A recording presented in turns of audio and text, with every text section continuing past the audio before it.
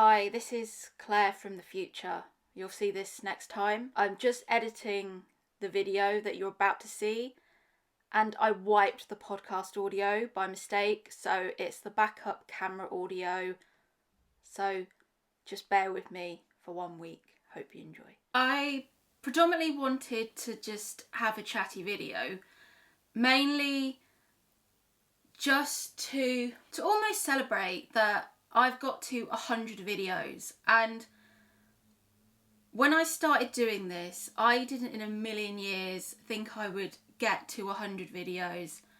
I started out making videos in lockdown because I was just lonely in my house, and I just wanted to take a little, pat on my back to myself, because as women we don't congratulate ourselves. And I think even though I'm getting to the stage where I have more videos than subscribers, I'm damn proud of myself, and I don't care if it comes across as arrogant, because I'm doing this. I haven't once shown my body off. I haven't used my sexuality at all to get views, and I've literally just built something sitting down using my brain.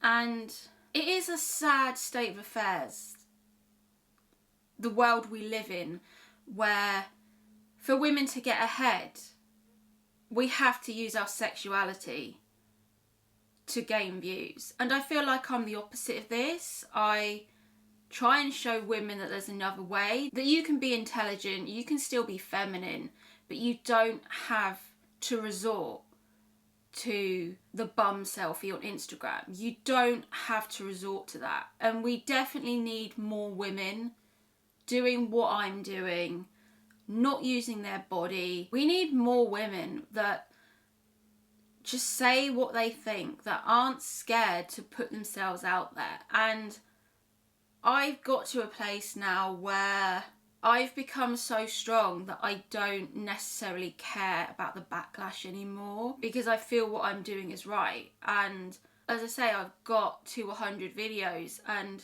all YouTube cares about is that subscriber count. How many subscribers does one person have? How many views does someone have? YouTube doesn't care that someone has sat for 2 years, given up their time for something that they believe in, because they want to change their life, because they sat one day and thought, I want more in life than this. I deserve more, and I'm going to do something about it. I can't sit back and solely blame society. Part of the buck lies with me doing something and trying. And we need to see as women that using our body to get ahead is a temporary resource. It's a resource you will only have for a limited amount of time. You need something else to sustain your career. And I have to keep reminding myself that these women that have the big houses, off OnlyFans, off using their body, they're selling their dignity for consumer goods. How are these women going to sit with themselves at 50 and think, yeah, I might be in a nice house, but what have I done to buy said house? I don't have any dignity left. I just want to show women that there is another way. You don't have to sexualize yourself to get ahead. At the end of the day, there is always a price that you pay if you want to make a lot of money in this social media world. You either sell your body, or even to some extent, I sell a bit of my emotions and my mental health.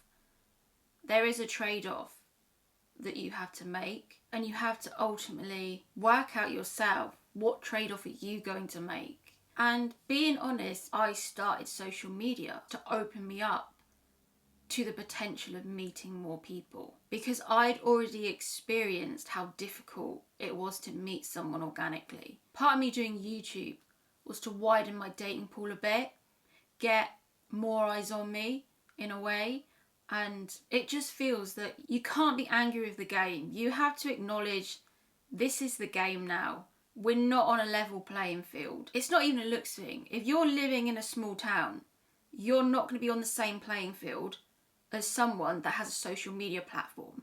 When you have a social media platform, you have access potentially to more people. Yes, they're not all going to be the right fit for you or necessarily want you, but you're putting yourself out there to be seen. And I had to realise not to get angry with the game, not to get angry that this is how the world works. You either sit on social media and bitch about it like they do on the manosphere, or you accept this is how the world works. I'm going to play to win, and that's all you can do. I mean, this is real tough life advice for people. It's being honest, is that you have to play the game and you have to put yourself out there. Being on a dating app fools people that they're putting themselves out there. They're not. It's the easiest thing to do. Putting yourself out there is the socialising, the joining the clubs, the having a social media platform. These are honestly the only ways to meet more people, is by physically putting yourself in the path of potentially meeting someone. And it's hard, it's difficult. After work, I don't necessarily want to do these things. I want to come home, have a husband, and don't have to worry about that shit. Put on Netflix and think, do you know what? It's so nice not having to be on that merry-go-round anymore of looking for someone. I literally just want to come home and think, fucking hell, I don't have to look for anyone anymore. That is the worst thing. It's that feeling of the keep looking. Someone was like, oh, you should dye your hair. You should dye your hair blue. And I was thinking, I can't dye my hair blue because I want to find a husband. And they looked at me and they said, why do you need people to like you? And it was honestly like a mic drop moment, that I've been spending all this time trying to get people to like me, whereas I should just be existing and I should just be living my life and doing my own thing. All these things I was worried about. I have to shave my legs so somebody likes me. I have to have my hair a certain way so somebody likes me. I have to wear makeup so somebody likes me.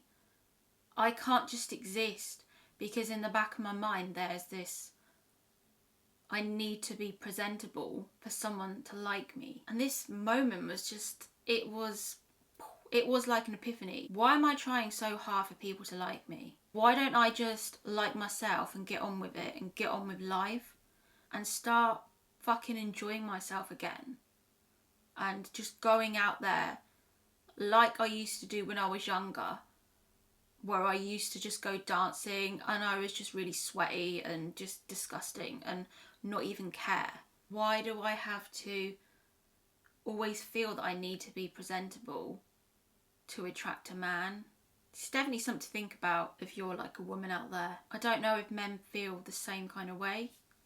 Maybe you can let me know in the comments. But for women, there's definitely this feeling that you have to be presentable to find someone.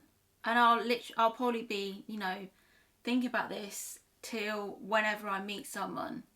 The whole should you go looking, should you not? And it's definitely a tough one. I think it is a bit of both. You have to put a bit of effort in, because as I say, they're not going to turn up at your doorstep. But you also can't be like I've been in some of my previous videos, where I was just trying so hard to find someone that it was just impacting on my whole life and destroying my mental health.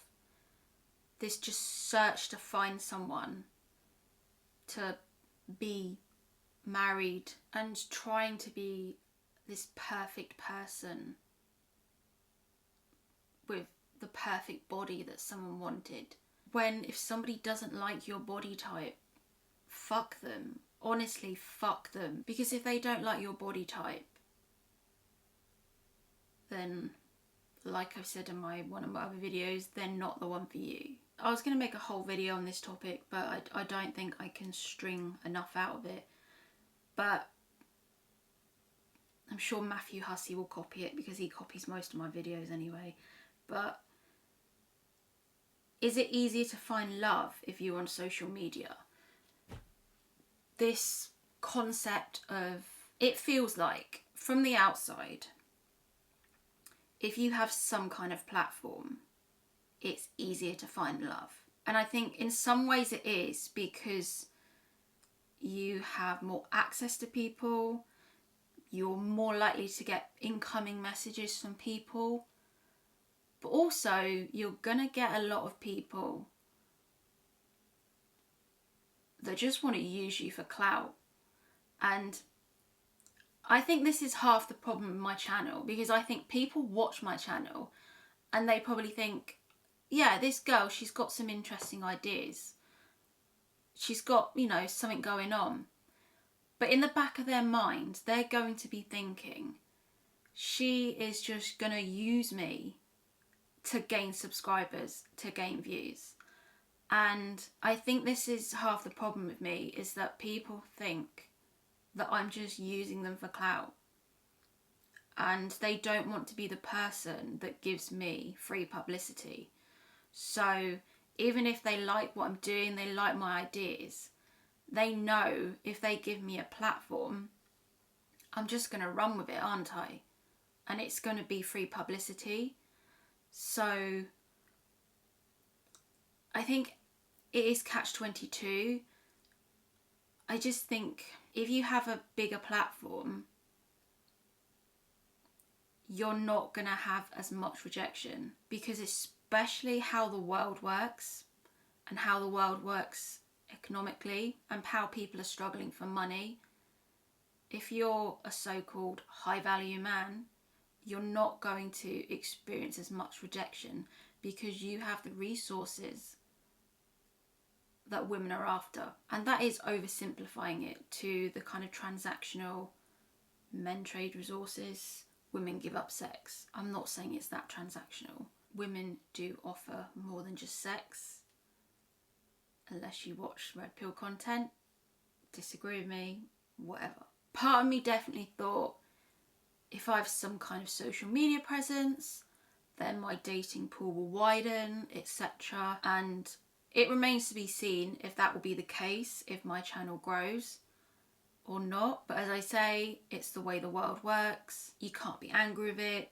You just have to get on with it and see that's how the world works. And when you realise that life isn't fair, when you completely let go and you realise life isn't fair, let's not bring this too far down, this video, but honestly realising that some people succeed, some people don't, it's really helped me. And if you know the answer to how to not compare yourself to others, please let me know, because I'm still working on this and still find it one of life's great difficulties in not comparing myself